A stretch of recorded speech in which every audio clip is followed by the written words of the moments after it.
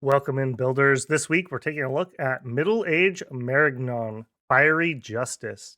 Marignon is a feudal theocracy. The Inquisition controls all aspects of the country, including warfare. The feudal lords pay tithes and tax the peasants, but all political decisions are made solely by the church. Marignon rose from the ashes of Ermor and succeeded in holding the shadow of the fallen empire at bay through religious zeal and austerity. The widespread fanaticism of Marignon has done wonders for its survival thus far. The heavy infantry of Marignon is armed with large weapons such as greatswords and halberds. All units carry the bright red and orange livery of Marignon. The Inquisitors of Marignon are trained in the House of Fiery Justice together with witch hunters. The witch hunters are mage priests who use astral magic. This is a very fun nation. They are kind of one of the, I would say, best examples of Middle Age. We have some relatively distinct schools of magic. We have some specialist leaders, and we have relatively well armed and armored units, including heavy cav. We have pikemen, we have halberdiers, greatswords, crossbows, another major point in the Middle Age. So, a great nation to just exemplify what Middle Age is all about. Let's check in on their national features. For a race, we are all pure humans. Again, another very Middle Age, late age thing. For military, we have heavy infantry, we have crossbows, we have sacred knights, and flagellants. Magic-wise, we use fire, astral, we have a little bit of air and a little bit of earth. Priests are powerful, and we have inquisitors. We also have a special dominion effect. We have Inquisition. Automatically reduces enemy dominion and spreads own dominion up to 1 in owned provinces. That's actually pretty big, especially if you're trying to push out something kind of nasty from the enemy. That's really nice. That means as you're conquering, at least the enemy dominion is already getting cleaned up behind you, even before you move in with preachers and temples and inquisitors. For scales and blesses, we have an order limit of +1, and we gain just 3 extra bless points. This is very, very good for us. You'll see as we look at our mages and sacreds. For buildings, we do standard forts of the age. However, we also have an architect, so we can actually go up 1 higher. So while most people in Middle Age can build castles, with our architect, we can go all the way up to citadel. Very, very nice. Kind of a hallmark of Middle Age where you were starting to see this with some of the more advanced nations having even further advances through architects and masons. Site-wise, we have the House of Fiery Justice. This gives us some of our cap-only mages and priests. It has a special effect where it kills demons and undead. As we can see down below in the tooltip, any undead beings and demons in this province have a chance of being blasted by holy energies, the 10 armor negating magic resist. The chance of being struck is the value in percent each month. So every single demon, every single undead has a 50-50 chance of taking that attack. That is very good. Trying to siege them down as Ermor or Asphodel or a demon user is very painful. We saw this kind of in one of the streams lately with Middle Age Ermor. We kind of lucked out in that stream and it wasn't too bad, but it could be very, very difficult. It should be noted here that this does not differentiate between friend and foe. All demons, all undead will take this hit. So if somehow you start using either of those two things, keep them out of your capital or you will regret it. Gem-wise, it gives us 4 fire and an astral. We also have the Royal Academy. This is where we get our architects from. Overall, pretty decent. Maybe a little bit more variety would be nice, but we can use astral and we definitely can use fire. So this is a fine gem income. Marignon units and sacreds. Marignon has a really nice troop lineup. This is my favorite type of troop lineup, where we have a decent variety of troops that are pretty distinct from each other and all have their own uses. Starting up, we have the crossbowman. This is a very nice crossbowman. He has a little bit of protection, so he'll win against short bows, hopefully, or at least not instantly die to them. He's using the standard crossbow, and he has a mace as a sidearm, rather than something just like a dagger. Otherwise, he is a human chassis with human stats all around at 10 gold, 8 resources, 9 recruitment points. great value. You want very cheap bows and crossbows because generally speaking, you want to be able to amass them in very, very large numbers. Should be noted that crossbows are very precise. They have 2 precision, so they are better, generally speaking, at being accurate at range and very accurate at closer range. Great for just peppering enemies, breaking through heavy armor, getting buffed with flaming arrows, specifically for Marignon. Great unit. I think it's very valuable to try to go with some early flaming arrows.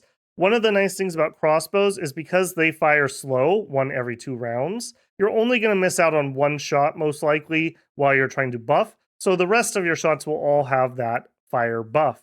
Pretty darn good. Very useful. Next, we have the Swordsman. The Swordsman is a great sword wielder. Again, human chassis. He has a plate cuirass and an iron cap. This is pretty good standard gear. He has a great weapon here, no pun intended. 10 gold, 23 resources, 9 recruitment points for a human chassis. His protection ends up being 60 on the head, 14 on the body. That's fine, especially given that he's a 2-hand sword user.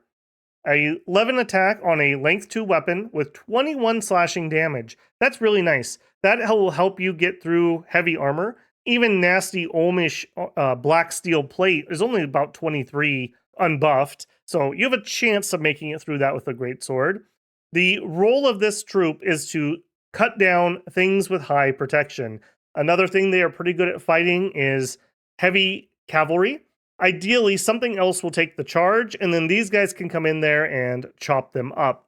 Definitely usable, definitely pretty good. Do note, resources are pretty high here, and that's going to be kind of standard across most of our troops because we are well equipped. You get what you pay for here. 11 morale is okay, same as our crossbowmen.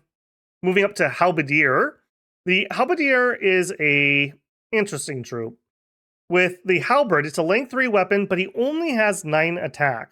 That's a little unfortunate.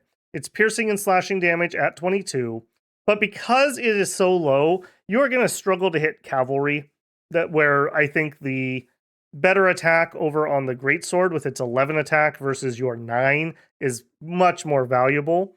Where these guys shine is they have castle defense bonus. That ends up making them siege defense 1.0.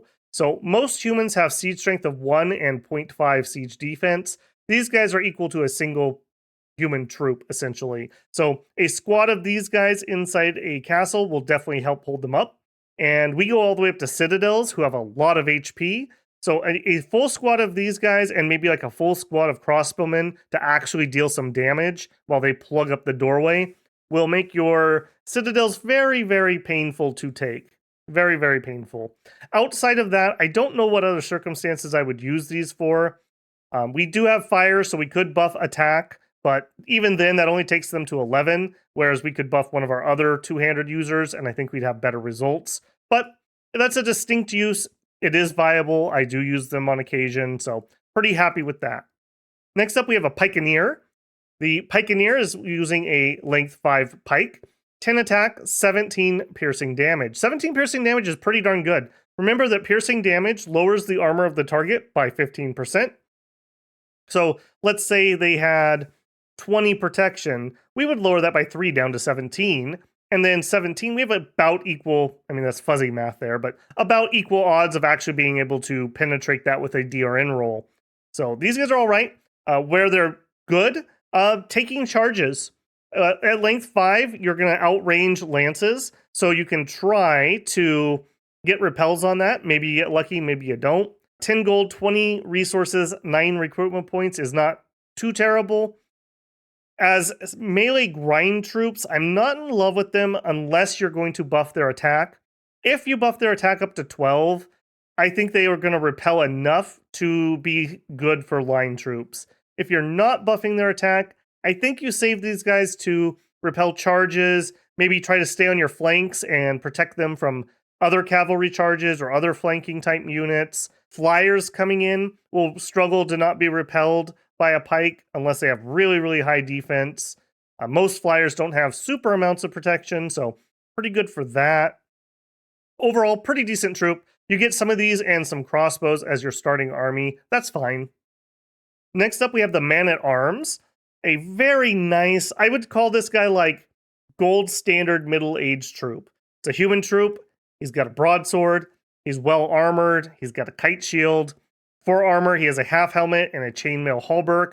Overall, that gives him 15 on the body, 18 on the head, averaging out to 16. But the kite shield is 19 protection with a 6 parry. So pretty darn nice there. That's enough protection between, let's say you get hit in the body is 15, the shield is 19, 25, 34 protection. 34 protection is enough to take crossbow bolts and maybe actually not get penetrated.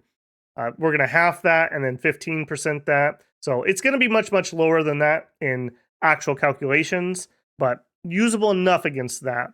In addition, they're just good line troops. They have high encumbrance. That's a little bit of a oof. Not much you can do about that, though, being so heavily armored. They're armored enough that I think grind combat is where they're going to do okay at. They're just going to hold your line for crossbowmen, for cavalry flanks, for flanking two-hand weapon users, for magic. Very, very nice, solid main line troop. I like to get a nice, solid line of these in the middle. They just do the job. Should be noted, they also have Bodyguard 2. These guys can help guard your expensive mages and keep them nice and safe. Combat speed is rather low at 8. I didn't call it out on the others, but 10, 10, 10, 12. So they are going to be a smidgen on the slow side. Keep that in mind when you're positioning them, but that's fine. You don't need to be fast when you're that armored and shielded. Next up, we have the Royal Guard. This is another bodyguard unit. It is a non-sacred heavy cav. He has a full lance and a broadsword, and he is wearing full plate mail, full helmet, kite shield. Overall, that gives him 21 protection plus the kite shield, so 40 protection on everything. So if crossbow hits him in the shield, that would half down to 20, and then again 15% down to 17. 17 protection is enough to be able to take a crossbow and probably not die, even with our human HP. Very, very nice there. Having a lance is always nice, and it's a full lance, so you get the full bonus. Very nice there. For his mount was wearing plate barding. Plate barding is 21 on the head and 18 on the body. That's perfectly usable for a horse. Finally, middle-aged, we finally get some good cavalry after the cavalry changes. Do note, it is an animal, so 5 magic resist is a pretty blatant hole, but pretty good morale. This horse is braver than most of our army. Just food for thought there. And 11 attack with 15 damage on the hoof is nothing to discount. You can get some kills with that. And combining that with the broadsword attack of 13 with 17 slashing damage, decent unit. However, I don't know how many of these guys you actually get because of this. We have Knight of the Chalice. This is our Sacred Cavalry. Note, this is not capital only. Let me repeat that. This is not capital only. We have Sacred Heavy Cavalry that is recruit from any fort with a temple. And remember, we can build all the way up to citadels. So we're going to have some pretty powerful recruitment centers to get these guys out. Now, what holds them back? 70 gold, 58 resources, 51 recruitment points. If we compare that to the Royal Guard, 50, 66, 51. So they are a smidgen cheaper on resources, but otherwise relatively comparable. Worth every gold ducat, though. Equipped, I think, exactly the same. No, not quite as strong. We have the full chainmail instead of the plate. However, good enough. Good enough. The mount is wearing the barding, has the same attack, has better magic resist, is sacred. This is a very strong sacred. I definitely think you want to take into account when you're building your bless to use these guys. However, we have another recruit anywhere sacred. So you're going to have a little bit of a challenge between those two and our sacred mages, all kind of wanting blesses. Hard choices ahead on that. Otherwise, map move 14 isn't super fast, but map move of 10 on our infantry, 12 on the faster ones. It doesn't matter. He's not probably going to go out solo raiding, although you could kind of do the same thing we did with Middle Age Ulm, where you could have a paladin lead some Knights of the Chalice to expand. However, these are not black plate steel equipped heavy cav. They're not quite that good. close. They're close. Against easier enemies, I think you could get away with 2 paladins, each having 5 bodyguards of Knights of the Chalice, and you could take some territory with that. Very, very nice. Very good heavy cavalry sacred. Our final sacred is the Flagellant. This is a dude who whips himself for holy fervor. He is wielding a flail. This is not cap only and not fort only. All you need to recruit this guy is a temple, and they're pretty dang cheap. 10 gold, 4 resources, 5 recruitment points. Very, very nice on that. They are sacred.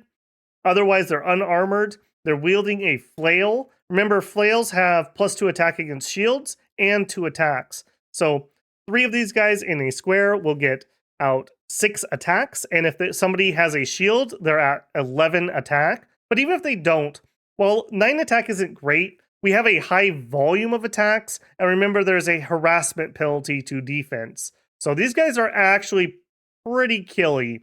And with 16 blunt damage, that's not too bad either. One thing here, it does not say, let me just double check. Yeah, it doesn't mention it here, but they actually whip themselves, they flagrate themselves. So a lot of times when you recruit them, they will come in with afflictions. Let's see if we know these guys. Yeah, look at this. So I just recruited these guys here. They haven't done anything yet. I think they're like fresh recruits. This guy came in with battle fright. This guy came in with a limp. And I will also note, in this game, I had disease resistance 80. That doesn't affect this. They don't come in diseased usually. If you had affliction resistance, I think that would apply here. And a point to be said about possibly considering a recuperation bless, because it kind of sucks having like battle fright right off the bat. That kind of sucks. What did this guy get? He got battle wounds right off the bat. So 16 morale normally is pretty good on them, but just take into account these are coming in with issues already on them. Overall, though, I think between recruit anywhere sacreds and recruit at any fort sacreds, we are a blessed nation for sure. Troop lineup, very happy with this. Very, very happy with this. I will just peek in. Well, we'll look at that later when we get it, bringing it all together. But very, very good troop lineup. I think you're going to like these, especially if you like kind of standard combat lines. You are really going to enjoy this. Heroes, commanders, and prophet. For heroes, we have a few. We have the Cardinal. He is a Holy 4 Inquisitor that comes in with fire and astral magic. Very nice. You could have a Holy 5 if you get this guy and make him your prophet. At 5, there's a spell that you can cast that will raise your Holy 1s up to Holy 2s. That is quite powerful if you're using them for banishes. Keep that in mind. Next, we have the Heroine. Unlike usual, she is actually equipped. We have Heroine on several nations, but this one actually has a plate and a golden shield. Note she's not wearing a helmet, so she would definitely like that. And her mount actually has barding.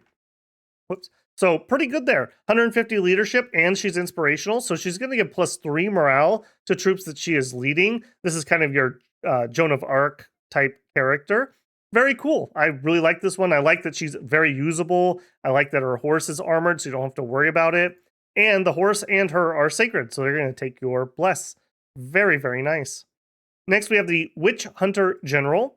This is a Fire 3, Astral 2, Priest level 2, Inquisitor with a patrol bonus. He has Combat Caster. That's pretty rare.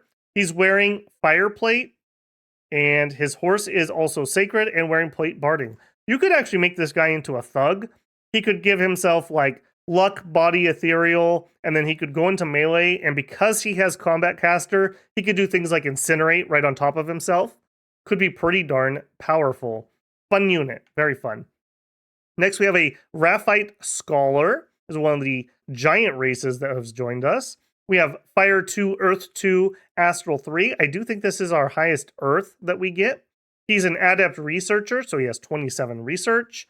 And yeah, pretty good. If you get him, I definitely think I would use him for some Earth stuff, whether it's crafting or searching. I think that'd be pretty darn nice. He is pretty old though, just take that into account. For commanders, we have a pretty wide amount here. Interesting. Maybe not quite as distinctive as our troop lineup, but still pretty good. We have a scout who is a standard scout, always nice to have. We can recruit standard assassins. They have the 65 stealth, assassin level 1. They come with a short sword and a poison dagger. Assassins can be very hit and miss. In the game behind us here, I tried to do some assassinate shenanigans on a throne. 1 out of 6 guys actually killed their target. That was very disappointing. But in the right circumstances, you can expand with assassins. You can clear out mages from thrones with them. You can screw up armies that are running around without enough leadership that you have to fight. Can be very, very powerful. And if nothing else, it's just a good threat vector that you can recruit them.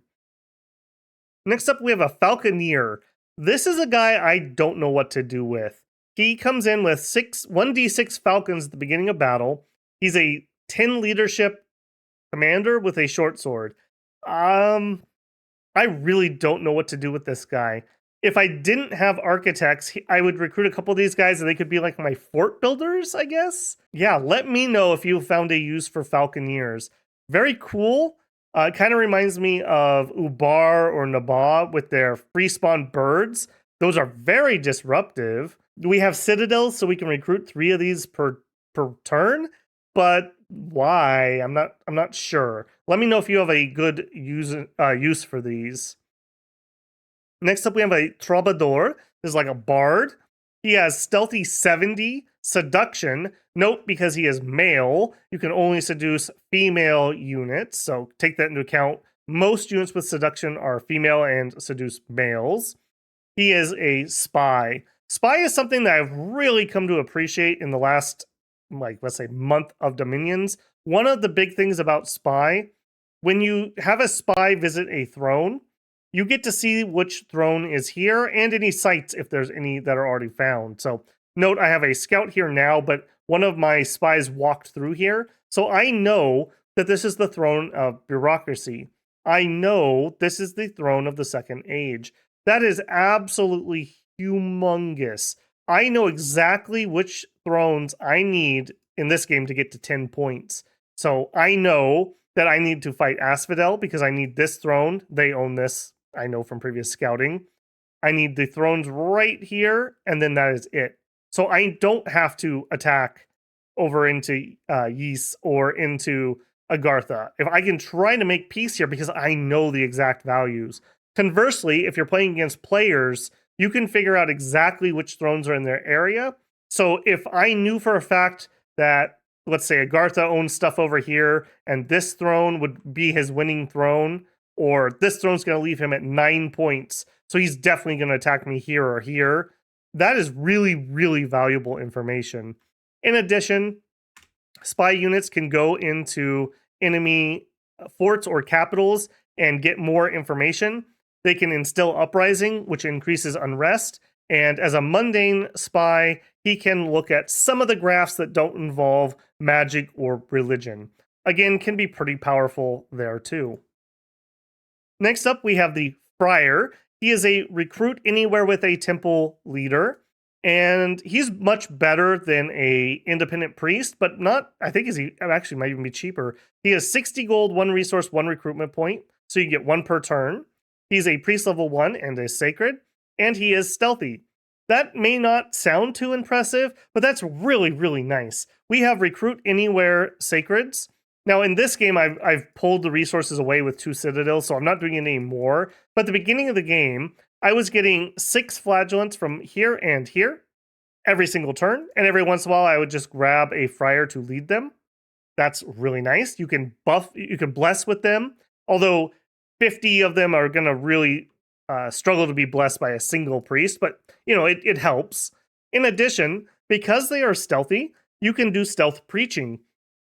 So in this game, I knew I was going to kick it off with Asphodel, so I actually was preaching over here, and my preaching squads are up to here, just pushing his dominion back from these forests, and just to make it a little easier on myself when I had to start fighting. Combine that with, as we conquer things, our dominion effect lowers enemy candles and gives us up to 1.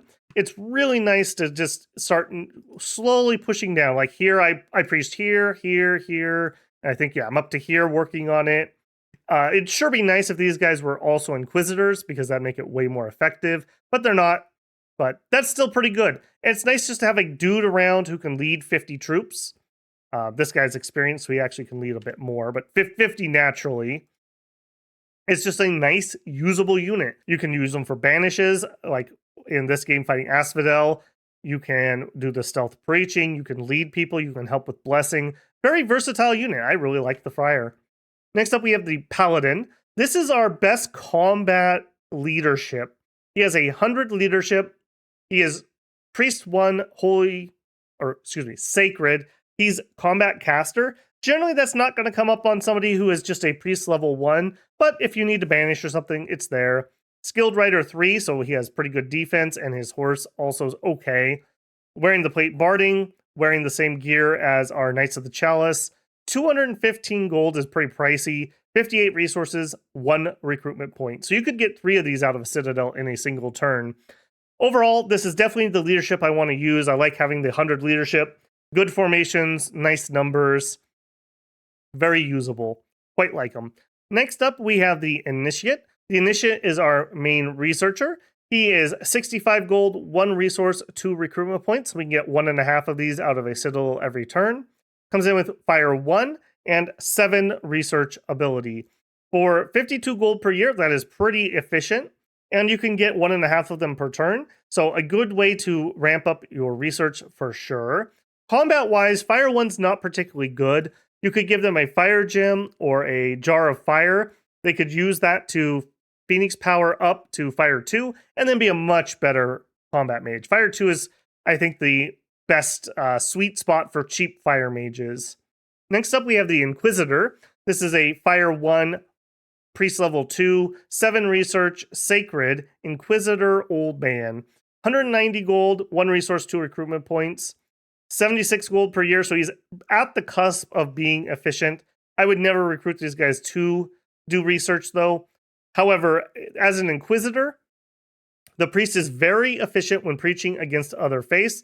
The priest level is doubled for this purpose. So if you're trying to get rid of enemy domain really quickly, he counts as a priest level 4 to try to preach away enemy candles. Pretty powerful there. Do note he's coming in as old, although just barely. You're probably not going to get too many of these, so I don't think you're too worried about that. Next up, you have with the Witch Hunter. This is probably our main combat mage. 260 gold, 2 resources, 2 recruitment points. Fire 2, Astral 1, Priest 1, no randoms. 104 gold per year for 11 research, which is just barely efficient. In the early game, if you can afford it, I would try to get 1.5 of these guys per turn to do your research quickly, to hit a research goal, and then take them all out to combat and use that research to win something. Very nice there. Because they have Astral, they can communion up, they can magic duel, although that's a pretty pricey magic dueler. Just note that you have that ability. It also lets you protect your god by having a bunch of these in there and just hoping if the enemy's trying to magic duel you, they hit these guys instead of your god. They have a patrol bonus of 10. I don't know why you would use a mage to do that, but there you go. Overall, a pretty good combat mage. You can do some buffing with either the fire or the astral, and then switch to combat magic. Next up, we have the Architect. This is a cap-only recruit. 60 gold, 52 resources, 1 recruitment point. He comes in with siege bonus of 15. That makes his siege strength 15.8. That is really nice. That's equal to almost 16 human troops. And siege defense from his castle defense bonus of 7.9. Also pretty good. In this case, I probably wouldn't recruit these guys just for defense. I think I would rather get the halberdiers for that. But you could, if you see the armies coming, grab a few of these guys just to make it even harder to siege you. And they also have the Mason. This is what allows us to build citadels. Our other commanders can build up to castle, but this guy has to be present and building to go up to citadel. Pretty good. I usually get a couple of them. They usually become my main fort builders after the early game, and they just take things up to citadel. Next up, we have the High Inquisitor. This is a cap-only unit. He is Fire 1, Holy 3, 7 Research Ability. He is an Inquisitor, and he is old, and he is quite old. At 7 Research for 114 gold per year, he is not efficient for that. However, you're getting him because he is a Priest level 3. Overall, the Fire is actually, I would say, a detriment because we have to pay for that. I would much rather he just does Priest stuff, but it is what it is there. Because of Inquisitor, he's a Priest level 6 for the purposes of getting rid of enemy dominion. And he's a good leader. He has 160 leadership. That gives you a +2 bonus for up to 4 squads. However, I tend to like the Paladin more because the Paladin's armored. He's not going to die to a straight arrow with his 9 HP, being super old and 0 protection. But in a pinch, these guys can help you lead troops around. And the +2 is pretty nice. Most of our troops down below only have 11 or 12 morale. So the +2 is definitely nice. Definitely nice. Beyond that, I think you're using this to bless your hordes of sacreds effectively, giving you a person to cast Sermons of Courage, and then just blast things with whatever your smite spell is. Finally, we have the Grand Master. This is, I should also mention he is slow to recruit, as is the Grand Master. This is another cap only. Good mage though. 3 fire, 2 astral. He is a priest level 2, and he actually has randoms. Nobody else that we have looked at here had any randoms. So you get fire astral, you get fire. Finally here, we could get a 110% chance to get fire or air or earth or astral. So pretty nice there. You could get a fire 4 or you could get an astral 2. That would be, astral 3. That would be really nice. That's anti-magic. That is big battlefield fire stuff. That's a single booster away from Fire 5 for some ritual stuff. With the Earth guys, unfortunately, Earth 1 doesn't do a whole lot for us. If I did get an Earth 1, I would consider maybe saving up and empowering him to Earth 2 to make some hammers for me. Alternatively, the Earth Astral Crosspath lets us craft some other boosters that are really, really nice and help us get into communions. These guys are good for leading communions. The Air guys, not too in love with that. Air 1's not going to do a ton for us. If I got that, I would probably just use it to buff ourselves with like aim or air shield and then go back to my other things I would want to do. He does come in with some fire resistance, which is nice. 17 research for 208 is not efficient.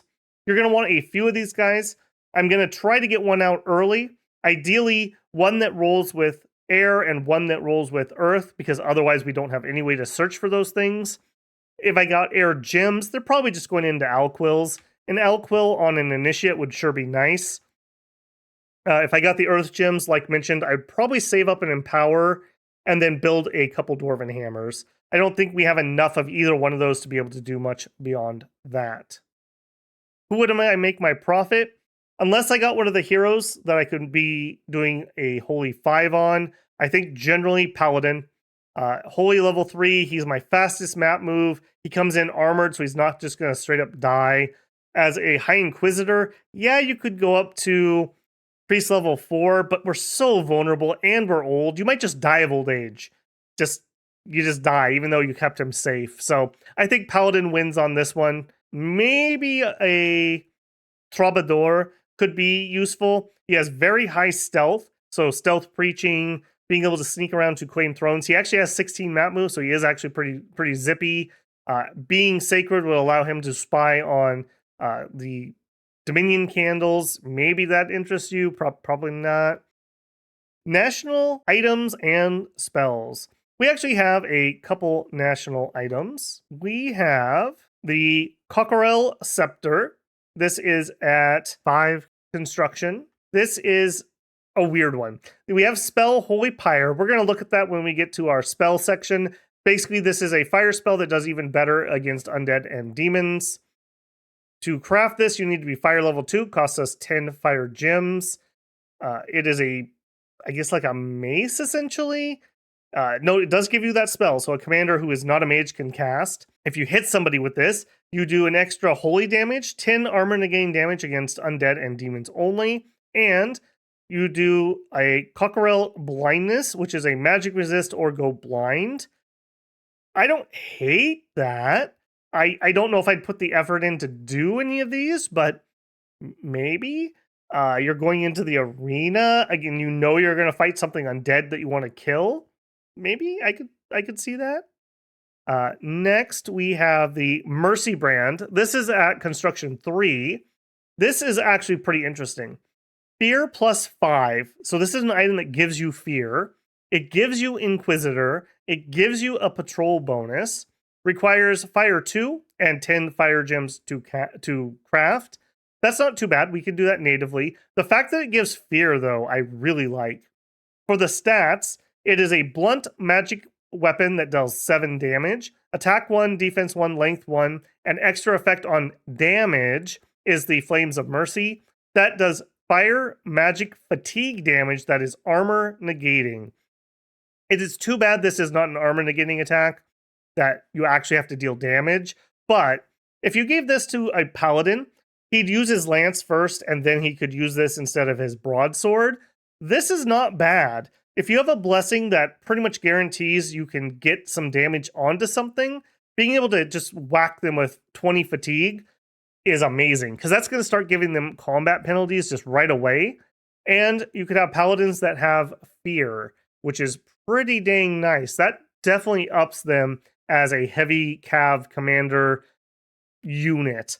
Do note, though, they're not great thugs because they're not magic users, but I could see having a few of these guys in your army just have a little bit of fear. Could be something pretty interesting. Beyond that, we have a two-hand weapon, the Holy Scourge. This is not unique to us, but we get a cost reduction. Just thought I'd call this out. This is a two-handed weapon that is, again, anti-undead and demon. We also have a cost reduction on the Just Man's Cross. This is a Construction 3 crossbow that you can craft. You could consider giving this to commanders who are not going to see combat and otherwise have nothing else to do. For a Fire Mage level 1, for 5 Fire Gems. Note, we have like 4 Fire Gem income, so you can craft these easily enough. It's a crossbow. It's 12 magic damage. It's armor piercing. Range 45. Do note, commanders can be given the order to fire rearmost. That could be pretty interesting. It's precision 4, so it's very precise. 12 ammunition.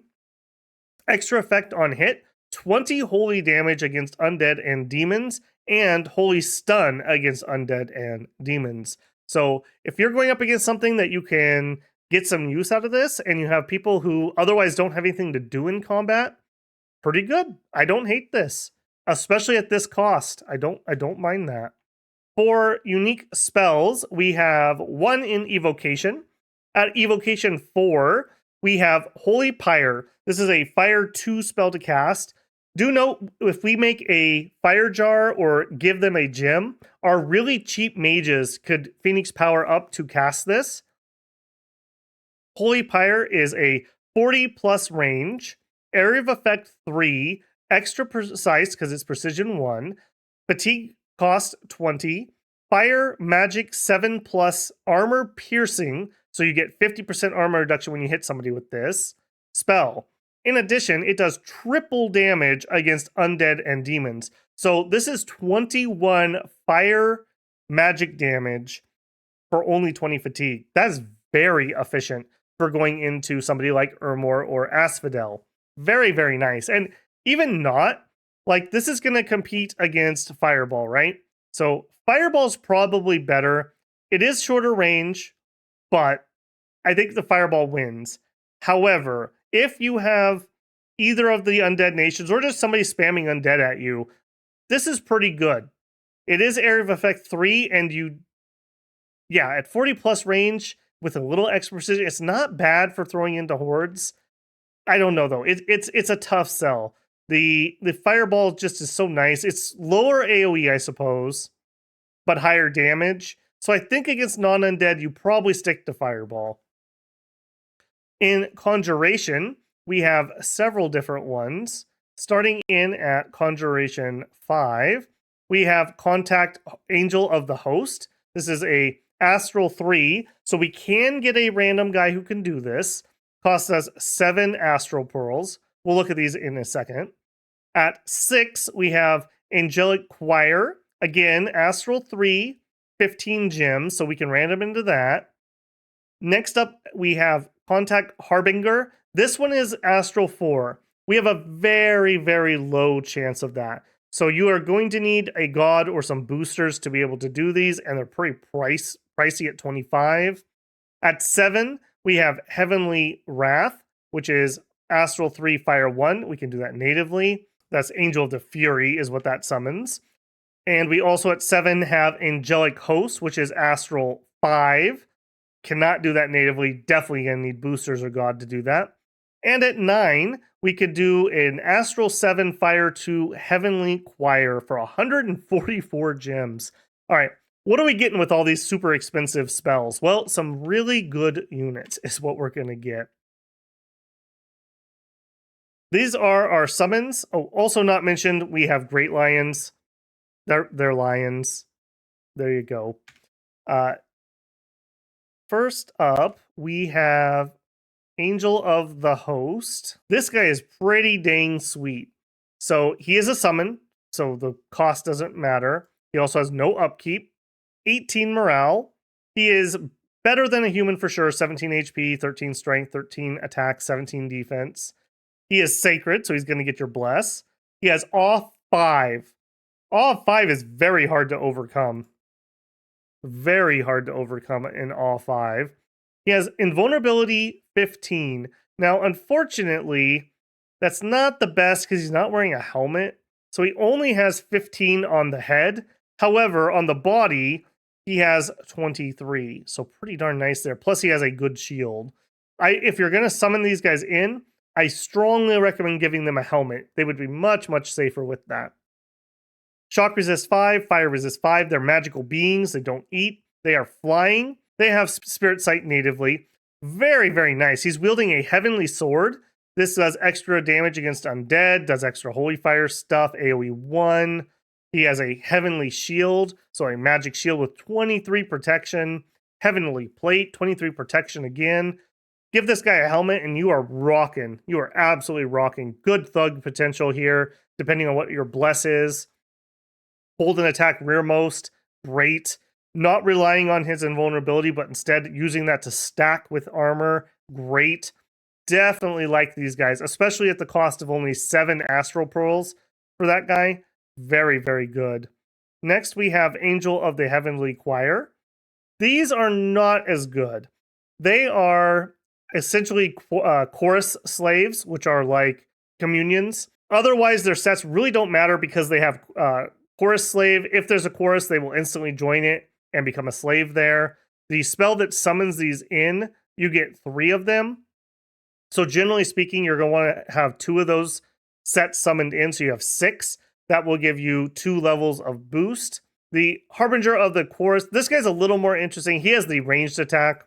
So this is a Air of Effect 5, range 27, does 5 magic damage, does double damage against demons and undead. These guys are like artillery pieces against the undead. They do have Awe 5, they do have Invulnerability 20, but you're going to keep them as ranged attackers more than anything else. As I was trying to mention, they are also chorus slaves though, so be careful about that because they will get knocked into a communion if a leader is present. And the leader is the Harbinger. Harbinger is interesting. He is our highest air magic access at 3. 3 is high enough to storm off of pure gems. However, because he has that chorus master, he can easily be boosted up high enough to do storm if you are so wanting. He's a priest level 2. He has Awe 5, Invulnerability 20. He also has one of those horns.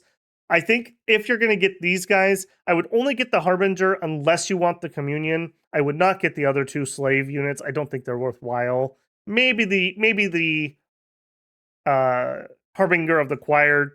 Maybe if you're fighting a lot of undead. We have other options though.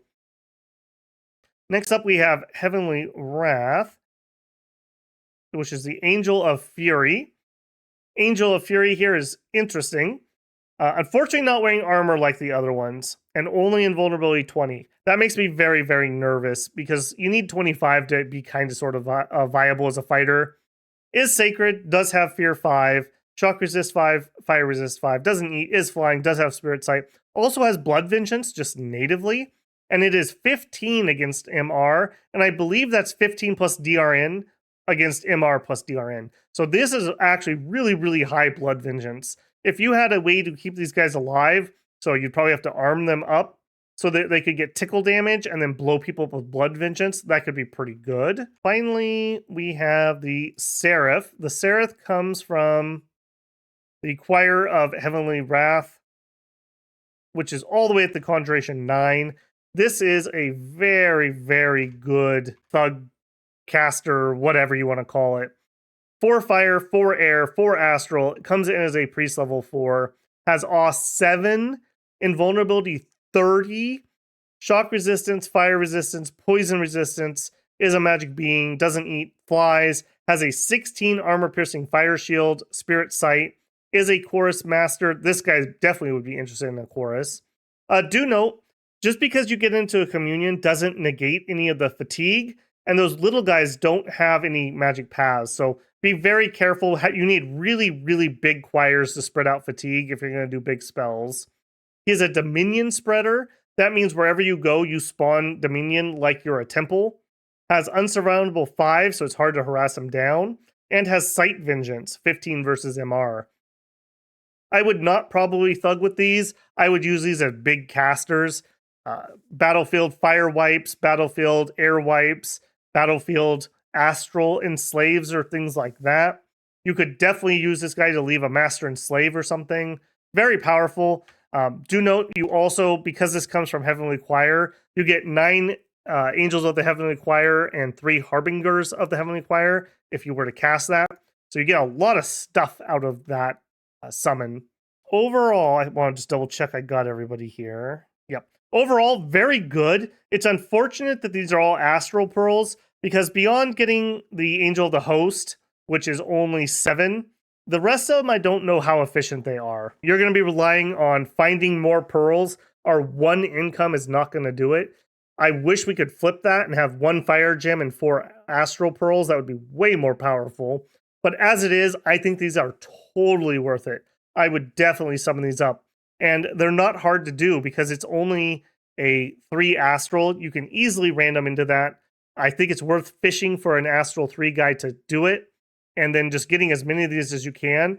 I probably wouldn't send them out solo thugging, but I definitely think in an army they would be worthwhile. I really like these units. Very flavorful, very, very cool. I love the idea of this flaming angel of vengeance that is going to join your armies as Marignon. Very, very cool there. Outside of that, there's a couple interesting things that we want to look at for magic. Definitely are going to want Phoenix Power to buff our mages in their firepower. But beyond that, you could consider going with Fire Elemental spam in the right fights. We have lots of fire income for either jars or just straight gem spend. I do think that that's not bad. Do note, most of our troops don't natively have any fire resist. Maybe take that on your bless. Maybe try to buff them with that. Outside of that, Nest of Salamanders is always good for just extra numbers. We also have Akashic Record, which lets us find out the graphs of another nation. Can be kind of interesting there. And we have Akashic Knowledge, which gives us the site searching of all sites in a area.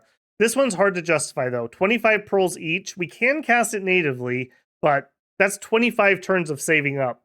Is that worth it? Maybe. In Alteration, beyond the normal stuff, we have a couple good spells. At 5, we have Incinerate. Incinerate is a precision 100, fatigue cost 20, armor negating fire magic damage spell. So if you're fighting something that has very high protection, but otherwise is relatively vulnerable, you could have your mages spam this out pretty effectively. We also get Solar Eclipse natively. This is a Battlefield Darkness. -3 attack, -3 defense, and precision. Now, why would you care about this? Well, you might care about this because this would allow you to have a See in the Dark blessing on your sacred troops. And we have sacred recruit anywhere things. And a 3-point swing would be huge for our flagellants, who otherwise are pretty unimpressive with their stats. A 3-point attack defense precision swing would really help them out. Really, really help them out. Be warned, be careful about using this against things that already have dark vision if you have your own mundane troops, though. Because it's not going to be all mundane troops are junky, but my sacreds are still a bit better. It's going to be my mundane troops are stupid, and the undead can now fight normally. So just keep that in mind. I do think that's interesting, though. Not too many nations are able to cast that. In Evocation, the standard fire things apply. I do think in the early game, going up to Fireball or Holy Pyre, if needed, might be worthwhile. We can random into people who can do Fire Clouds. Fire Clouds leave a lingering fire damage cloud behind. Could be kind of useful. Falling Fires at 5, of course, for big fire AoE. We also could do Hidden Flame natively. It's, again, something that most things cannot do. Range 40 plus, air effect 1, 25 plus fire, magic armor negating damage, and magic resist for half damage. Only affects magic beings, though. So choose your targets wisely. If it does affect them, though, Astral Conflagration, air effect 9, armor negating, magic resistance negates, doesn't affect mindless. So that's kind of interesting. Note here, it doesn't say magic beings only. So maybe if they have just a smattering of magic beings, you could target them with a hidden flame and then just get some AoE damage out and about.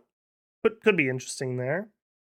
Beyond that, Flame Eruption, again, just a huge AoE spell that you can do.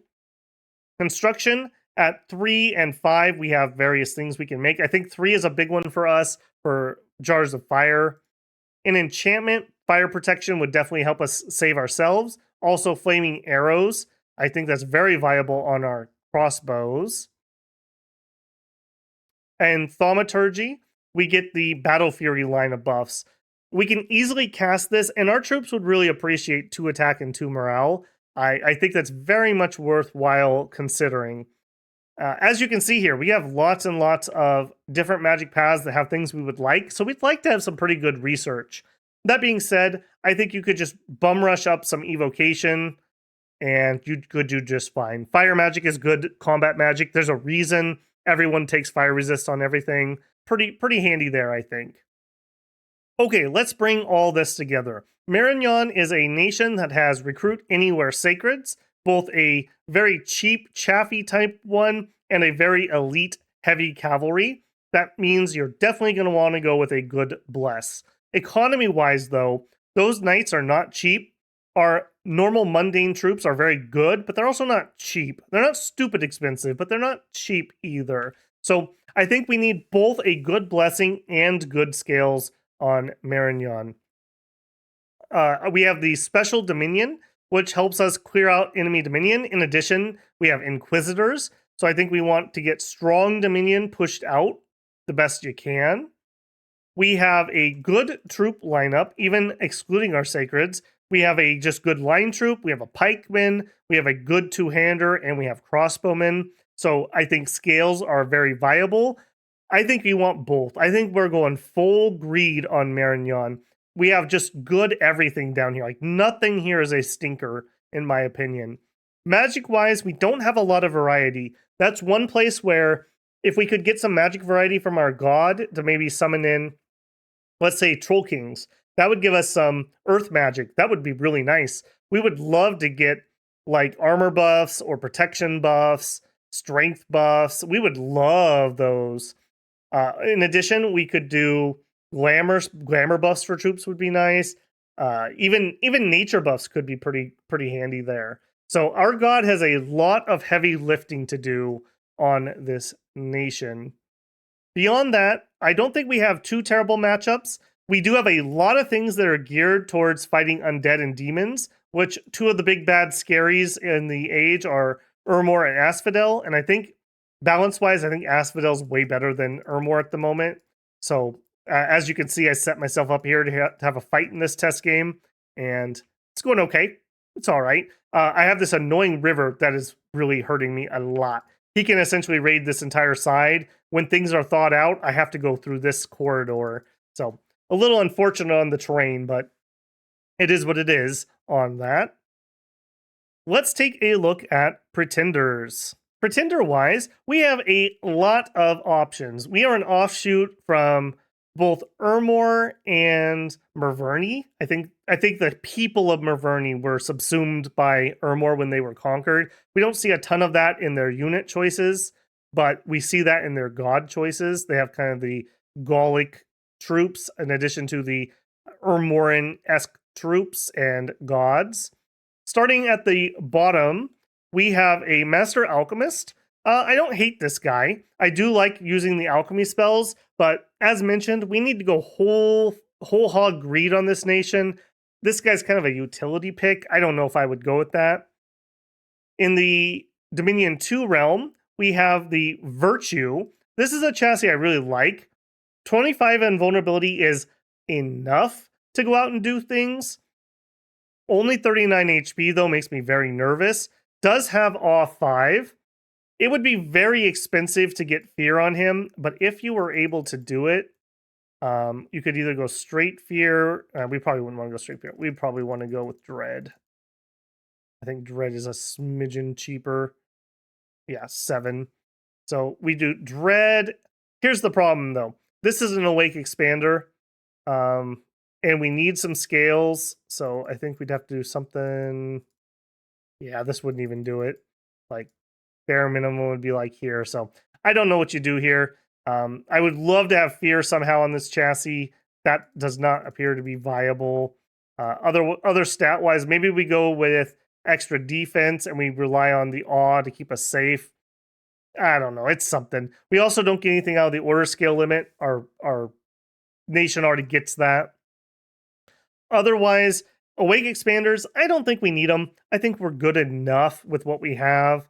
Maybe the Eldest Cyclops might be interesting, but for 250, I would rather just get the Titan of the Forge, get an extra Dominion Candle, get equal but different pathing, both of which would up our productivity, which could be nice. Although I did not find I needed Beyond Production 2 particularly, but more means more knights.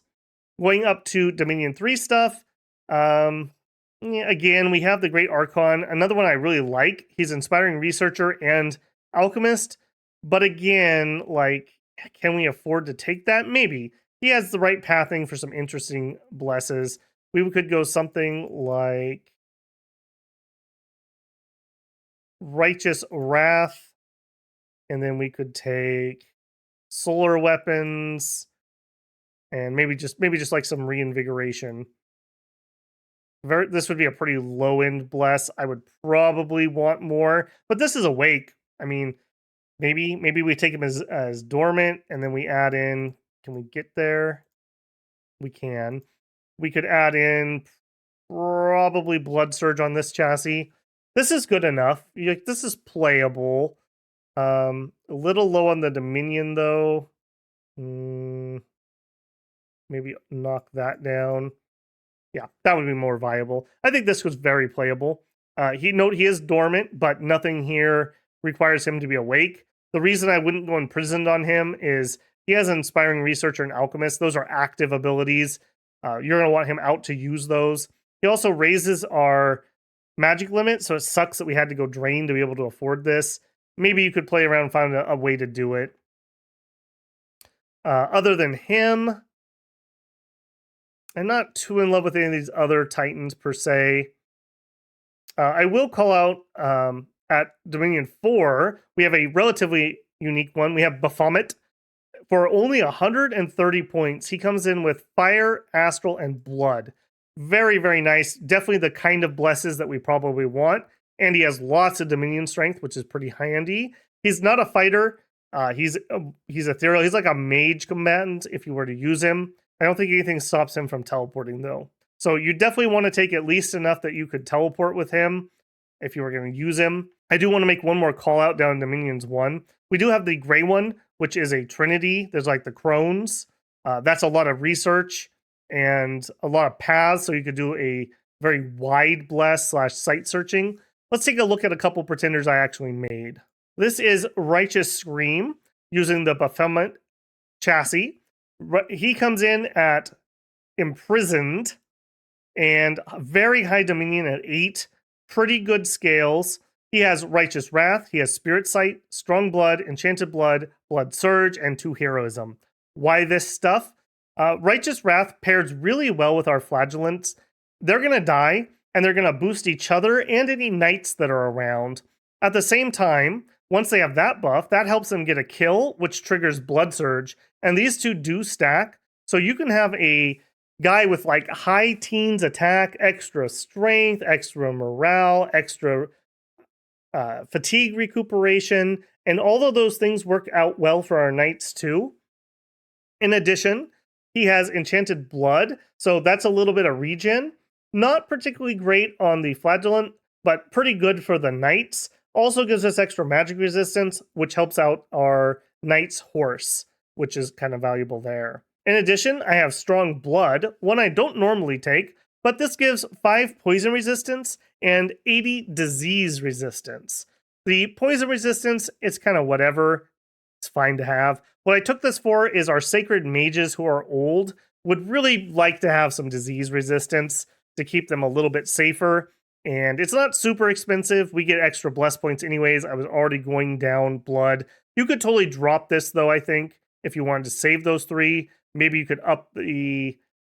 I don't know if 3 is going to change much, but maybe you could get like an extra magic scale here, or get rid of the misfortune, something like that. I think that could work. Spirit Sight, I like Spirit Sight a lot on this nation. We have tons of sacred, so we're going to get a lot of use out of it. That lets us go into the caves, and that lets us do solar eclipse. And I think that's just a good double vector there. In addition, in the test game that we were looking at, somebody took the Throne of Darkness, and there were a few rounds where the world was dark. Didn't bother me too much. Didn't really mind. So pretty cool.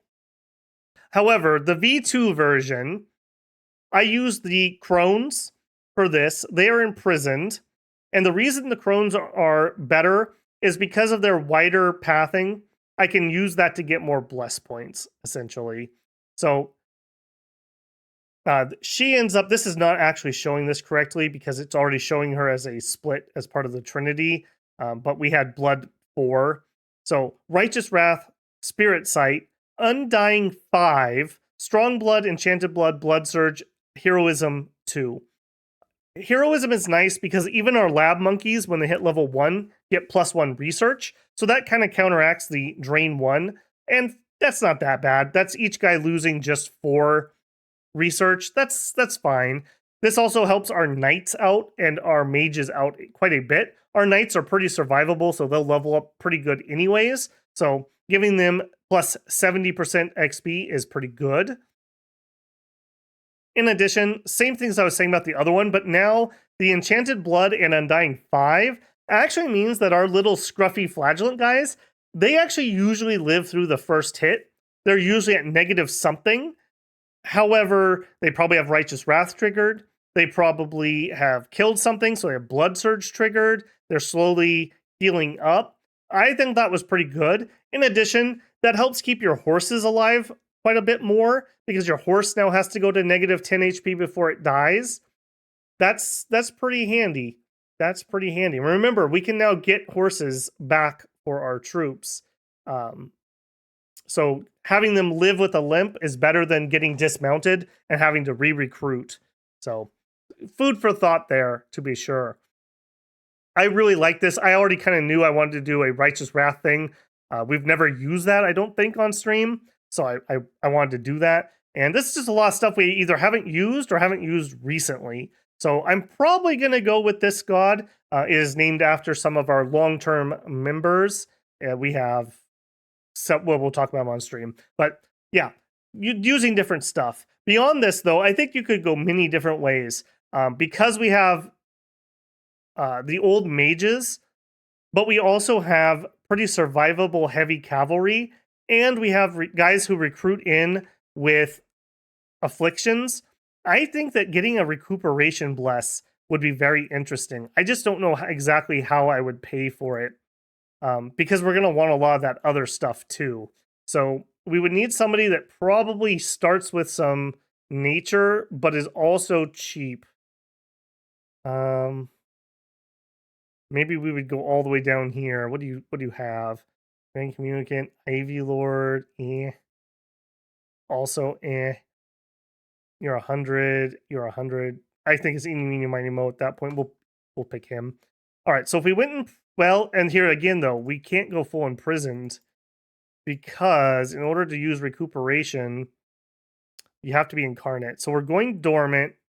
We're going with 5 here, and then we're going to need 4 and 4. I would want at least Righteous Wrath. I would want at least Blood Surge. Hey, that's not too bad. We're at 0. Let's get some candles.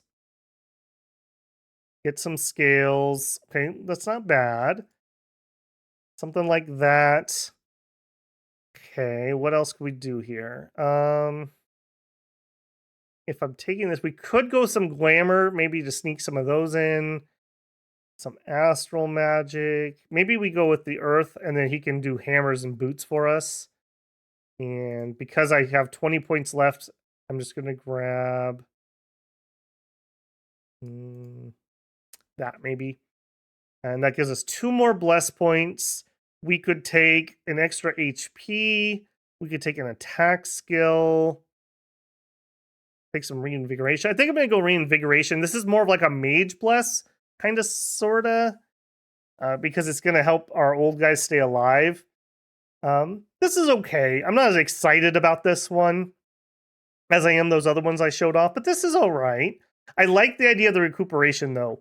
Our knights are very survivable, but they'll rack up afflictions. We summon in the flagellants who come with afflictions, and this will just help them recoup them. And ditto with the old guys just being super duper old.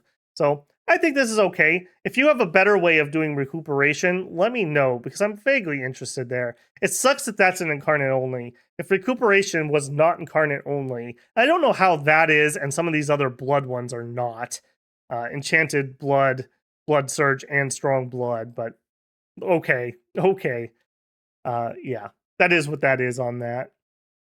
All right, builders. So in conclusion, Marignon, a very fun nation that really exemplifies a lot of what Middle Age is about. We have good troops, we have crossbowmen, we build big citadels, we have relatively stringent magic pathing, but pretty good with what we can do. Not a lot of variety. We have a bit of special troops and leaders, so a little bit of specialization there. As a nation, Marignon is fun with the extra bless points and good recruit anywhere sacreds. Overall, very, very fun nation to play. I definitely recommend them if you like just high fantasy, but also just like good human troops fighting against things. A great nation if you just want to go up against waves and waves of undead or other magical beings. Yeah, very, very good on that. Very viable. Let me know what some of the other builds are. I do think this is a nation that needs both a strong or maybe even hellbless alongside scales. So props for them recognizing we needed those extra bless points. That's for sure. Because I definitely enjoy nations with fun blesses that you get to use a lot. All right, builders, leave any other comments or suggestions down below. If you haven't already, please leave a like on the video to encourage this to be shown to other people. If you're not already a subscriber, hopefully this is the video that I earned your subscription on. If you'd like to support the channel, you could leave super thanks or join us live for super chats. We also have channel memberships open. With a channel membership, you get the access to the pregame videos about a week early, if you would like to see those as soon as possible, while also supporting the channel. That is much appreciated. Thank you to all the channel members, channel donators, and just the cool people who leave comments or come and hang out on stream. Either way, I will catch you on stream. Get out there and build yourself a religious citadel, builders, and I will catch you on the next one.